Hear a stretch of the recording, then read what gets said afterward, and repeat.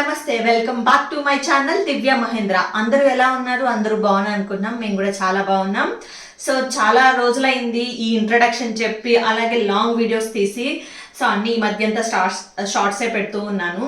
So ఇవాళ ఏంటంటే నా స్టైల్లో నేను ఎలా అయితే చేస్తానో అలానే మీకు చాంగడ్డ పులుసు అనేది చూపిద్దామని వీడియో అయితే తీస్తున్నాను. సో ఇది నెల్లూరులో అయితే ఫేమస్లో వన్ ఆఫ్ ది డిష్ అని కూడా చెప్పొచ్చు. అంటే మా నెల్లూరు సైడ్ పులుసులు అనేది ఫేమస్ అనమాట. సో ఇది అందరికీ ఆల్మోస్ట్ అందరికీ తెలిసే ఉంటుంది. తెలియని వాళ్ళ కోసము ఒకసారి తెలుసుకోండి. సో అందులో ఈ చాంగడ పులుసు అనేది కూడా ఫేమస్ అని కూడా చెప్పచ్చు. సో దాన్ని ఇప్పుడు నా స్టైల్లో నేను ఎలా చేస్తాను అనేది మీకు చూపించేస్తాను. ఇంకా ఆలస్యం చేయకుండా వీడియోలోకి వెళ్తే మనకి కావాల్సిన ఇంగ్రీడియంట్స్ ఏంటనేది మనం ఇప్పుడైతే చూసేద్దాము. సో నేనైతే అన్ని నీట్గా సెట్ చేసి పెట్టేసుకున్నాను. సో ముందుగా మనకి చామగడ్డ పులుసులోకి చామగడ్డలు అనేది ఇంపార్టెంట్ కాబట్టి సో దాన్ని ముందుగా ఉడకపెట్టి పొట్టయితే తీసి పెట్టేసుకున్నాను.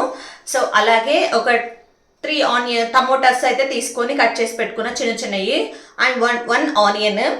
సో అలాగే కొంచెం కరివేపాకు, కారము, ఉప్పు, పసుపు, కొన్ని పోపు దినుసులు అనమాట. సో ఇవైతే ఇలా రెడీ చేసి పెట్టి కావాల్సిన కొంచెం ఆయిల్ అయితే తీసుకోవాలి. సో ఇవన్నీ కుక్ చేయాలంటే మనకి ఒక కడాయి అయితే కావాలి. సో దానికోసం నేను ఇదైతే బుజ్జి తీసుకున్నా. ఇది మా ఇద్దరికే కాబట్టి కర్రీ. సో ఇందులోనే నేను కుక్ చేస్తున్నా. ఉండండి, దీనికి మెయిన్గా కావాల్సిన పెద్ద ఇంగ్రీడియంట్ ఏంటి అనేది చింతపండు పులుసు అనమాట. సో నేనైతే చింతపండు పులుసుని ఇలా నీట్గా అయితే రసం తీసి పక్కన పెట్టేసుకున్నా అనమాట.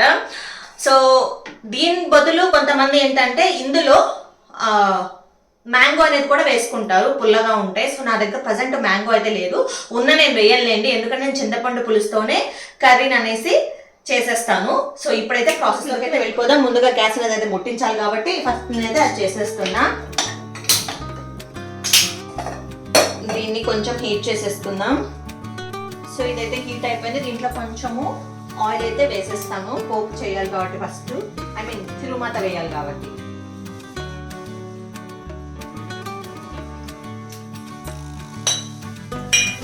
సో ఆయిల్ హీట్ ఎక్కిపోయింది. సో కొంచెం దీంట్లో జీలకర్ర, ఆవాలు,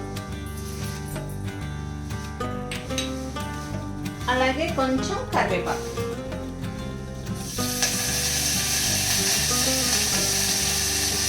సో చూసారా, వినిపిస్తున్న సౌండ్. అలా చిటపడిన తర్వాత ఆనియన్స్ అయితే వేసేస్తున్నా.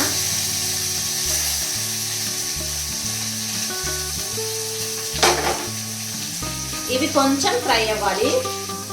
ఇవి త్వరగా ఫ్రై అవ్వాలి అని అంటే కొంచెము సాల్ట్ అయితే వేసుకున్నాను ఇందులో. ఈ చెట్టు అందరికీ తెలిసే ఉంటుంది, తెలియని వాళ్ళ కోసం తెలుసుకోండి. సో తొందరగా అయితే ఆనియన్స్ అనేది ఫ్రై అయిపోతాయి. మనం కొంచెం సాల్ట్ అనేది వేసుకోవాలి. సో నేను ఇందులోనే పసుపు కూడా చిటికెడు వేసేస్తాను. ఆనియన్స్ అయితే ఫ్రై అయిపోయి ఇంకా మనం టమోటా వేసేసుకుందాము.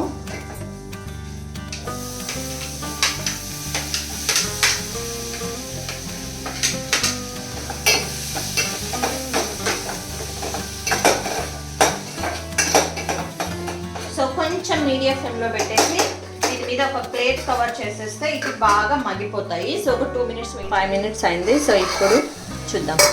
సో చూసారా, బాగా అయితే కుక్ అయిపోయింది. సో ఈ టైంలో నేను కొంచెము కారం అయితే వేసేస్తున్నా.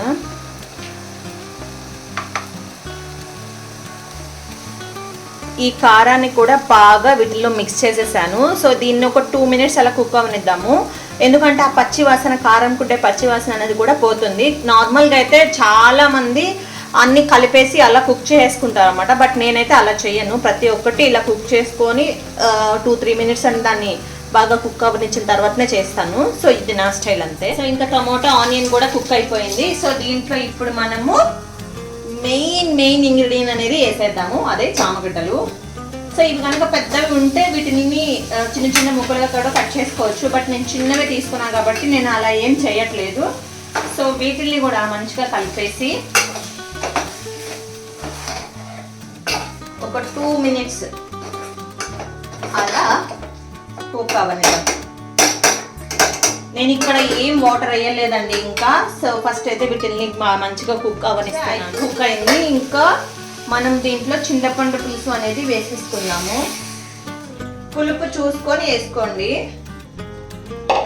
చింతపండు ఎంత పులుపు ఉంది అనేది చూసి మరీ వేసుకున్నాను అనమాట. సో ఇంకైతే దీన్ని ఒక 15 మినిట్స్ అలా బాగా మగ్గనిస్తే మనకి కర్రీ అనేది రెడీ అయిపోతుంది. ఇంకా ఫైనల్గా ఎలా వచ్చిందో మీకైతే చూపించి ఇప్పుడు మనకి పులుసు ఎంతవరకు వచ్చిందో చూసే టైం అనమాట. సో చూసారా ఎలా వస్తుందో.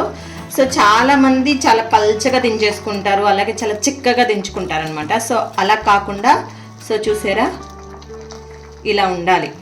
అలా అని పల్చగా కాకుండా అలా చిక్కగా కాకుండా ఇలా ఉండాలి. సో చూసారా చామగడ్డ ఎలా ఉందో. సో ఇప్పుడు కర్రీ అయితే రెడీ అయిపోయింది. ఇంకా మనకి లాస్ట్ ఘట్టం ఏంటి అని అంటే టేస్టింగ్ టైం. మనం చేసింది మనం తినకుండా మన హస్బెండ్కి పెట్టి తన రియాక్షన్ చూస్తే ఆ కిక్కే వేరుంటుంది. సో పదండి ఇంకా. సో వేడి వేడి రైస్ని కొంచెం ఇలా పెట్టి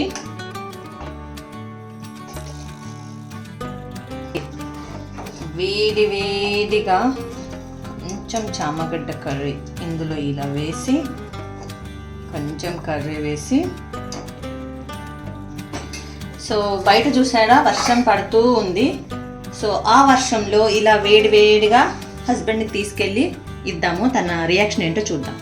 సో ఇప్పుడు హస్బెండ్కి అయితే ఇచ్చేసాను, తన రియాక్షన్ ఏంటి అనేది ఇప్పుడు చూద్దాము. బాగా కాలిపోతుంది, రియాక్షన్ అంటే చాలా వేడిగా ఉంది, చాలా వేడిగా ఉంది. అలాగే మీకు ఇంకొకటి చూపిస్తాను. ఇవాళ మార్నింగ్ నుంచి ఇలా పడుతూనే ఉంది వర్షము, అందుకే వేడి వేడిగా వేసి ఇచ్చాను అనమాట తనకి.